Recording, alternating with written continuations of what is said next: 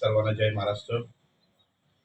आज 7 तारखेला होऊ घातलेल्या जिल्हा परिषद आणि पंचायत समितीच्या निवडणुकांच्या संदर्भात या ठिकाणी पत्रकार परिषद आपण घेतलेली आहे आणि मी सर्वांचं सर्वप्रथम स्वागत करतो।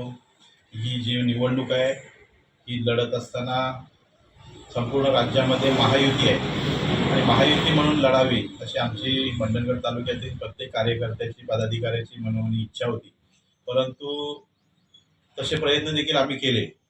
मात्र लोकसभेला ती यशस्वी ठरली। विधानसभेला मात्र ज्या आमच्या कार्यकर्त्यांनी लोकसभेला तटकरे साहेबांचं प्रामाणिकपणाने काम केलं, विधानसभेच्या निवडणुका लागल्यानंतर मात्र राष्ट्रवादीच्या कार्यकर्त्यांनी पदाधिकाऱ्यांनी निश्चित रूपाने अगदी उघडपणे योगेशदादांच्या विरोधात म्हणजे महायुतीच्या विरोधात काम केलं आणि त्यावेळीच कुठंतरी थोडीशी आमच्यामध्ये वादाची ठिणगी पडल्यासारखं चित्र सुरू झालं। तरी देखील स्थानिक स्वराज्य संस्थांच्या निवडणुका ह्या एकत्रित लढाव्यात, एक चांगला संदेश संपूर्ण महाराष्ट्रामध्ये आपल्या मतदारसंघातून जावा अशी आमची प्रामाणिक इच्छा होती। मात्र राष्ट्रवादीने सुरुवातीपासूनच महायुतीचा जो विरोधक होते म्हणजे उबाटा त्यांच्याबरोबर बोलणी सुरू केली आणि ते आमच्यापासून बाजूला झाले होते।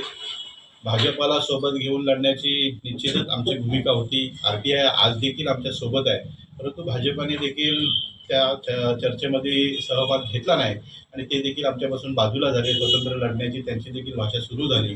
त्यामुळं नाईलाजास्तव आज मंडणगड तालुक्यामध्ये शिवसेना आणि RTI अशी युती करूनच आम्हाला लढावं लागलेलं आहे आणि आम्ही लढत आहोत। निश्चित रूपानं या तालुक्याचे आमदार योगेशदादा कदम यांच्या वतीनं जो विकास कामांचा डोंगर उभारायला आहे, या 5 ते 7 वर्षामध्ये जी विकास कामं या तालुक्यामध्ये झालीत त्या विकास कामांच्या जोरावर आम्ही ही निवडणूक लढवतोय। पंचायत समितीच्या 4 जागा आणि जिल्हा परिषदच्या 2 जागा अशा एकूण 6 जागा आम्ही लढवतोय आणि आम्हाला आमच्या कार्यकर्त्यांच्या बळावरती आणि विकास कामांच्या जीवावरती पूर्णपणे आत्मविश्वास आहे की 6च्या 6 जागा आम्ही ह्या मोठ्या फरकानं जिंकू आणि मंडणगड तालुक्यामध्ये विरोधकांना पूर्णपणे आम्ही धोबीपछाड देणार आहोत। ज्या पद्धतीने खेड नगर परिषदेमध्ये माननीय योगेशदादा कदम, आमचे उपनेते संजयजी कदम आणि भाजपचे नेते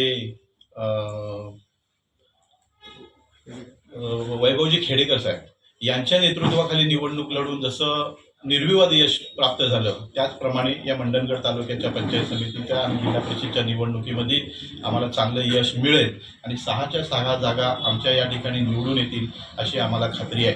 आज विरोधक हे लढताना नेमकी युती म्हणून लढतायत, महायुती लढतायत, काय लढतायत हे त्यांनाच कळत नाही। कारण एकीकडे म्हणतायत की त्यांची युती आहे, परंतु भिंगलोली पंचायत समिती गणामध्ये आपण पाहिलं तर त्या ठिकाणी त्यांची युती असताना पंचायत समितीसाठी राष्ट्रवादीचा देखील अधिकृत उमेदवार आहे, उबाटाचा देखील अधिकृत उमेदवार आहे। त्यामुळे युती त्यांची तिथं बिघडलेली आहे। युतीमध्ये कुठलंही त्यांच्या ताळमेळ राहिलेला नाही आहे।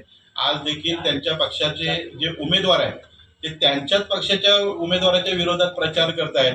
आज प्रकाश शिगवण बाणकोट जिल्हा परिषद गटामध्ये आहेत आणि त्या गटामध्ये त्यांचेच उमेदवार मुश्ताक मिरकर आहेत, परंतु प्रकाश शिगवण प्रचाराला फिरत असताना स्वतःसाठी मत मागतायत आणि मुश्ताक मिरकर प्रचाराला फिरत असताना ते स्वतःसाठी मत मागतायत। म्हणजे ही युती त्यांची आतमधून अशा पद्धतीची युती आहे आणि ह्याचा फायदा हा निश्चित आम्हाला होणारच आहे।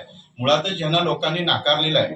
हे जे विरोधक आहेत यांचे जे काही कारनामे आहेत, या 2 महिन्यापूर्वी त्यांच्याकडून ज्या काही गोष्टी घडलेल्या आहेत त्या संपूर्ण मतदारसंघामध्ये लोकांना पूर्णपणे ज्ञात झालेल्या आहेत आणि त्याचा फटका हा 100% त्यांना बसणारच आहे।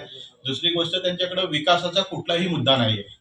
विकास हा केवळ शिवसेनेच्या माध्यमातून गावागावामध्ये, वाडी वस्तीमध्ये शिवसेनेच्या माध्यमातून, योगेशदादा कदम यांच्या माध्यमातून आम्ही सर्व पदाधिकाऱ्यांनी गावापर्यंत पोहोचवलेलं आहे आणि आज सगळीच्या सगळी गावं ही शिवसेनेसोबत आहेत।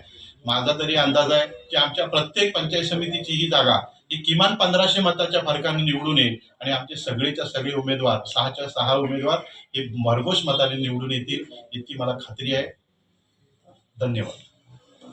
निवडणुकांच्या माध्यमातून निवडणुकांच्या पूर्वसंध्येला मी मंडणगड तालुक्यातील तमाम सर्व जनतेला, मतदारांना आवाहन करेन की माननीय आमदार योगेशदादा कदम यांनी जे मंडणगड तालुक्यामध्ये विकासाचं जाळं रचलेलं आहे, मंडणगड तालुक्याच्या भविष्याचा विचार करून जी पावलं योगेशदादा टाकत आहेत, जसं की मंडणगड तालुक्यामध्ये रोजगाराची संधी उपलब्ध व्हावी यासाठी MIDC आणि तरुणांना रोजगार मिळावा यासाठी स्वयंरोजगाराचं जे वेगवेगळे साधनं आहेत त्याचा वापर करून तालुक्यात रोजगार निर्मिती करणं, महिलांच्या हाताला काम देणं आणि शेतकऱ्याला स्वतःच्या पायावरती उभं करणं, कृषी विभागाच्या ज्या योजना असतील, पशुसंवर्धनाच्या ज्या योजना असतील त्या राबवून तालुक्यामध्ये शेतकऱ्याला सदन करणं हा हेतू डोळ्यासमोर ठेवून ही निवडणूक आपण लढत आहोत. आणि निश्चित माझं तालुक्यातील तमाम सर्व मतदारांना आवाहन असेल की आपण या निवडणुकीमध्ये शिवसेनेच्या सर्व उमेदवारांना विकासाचा एक निर्धारक म्हणून आपण मतदान करा आणि मोठ्या फरकानं आपण आम्हाला सर्वांना निवडून द्यावं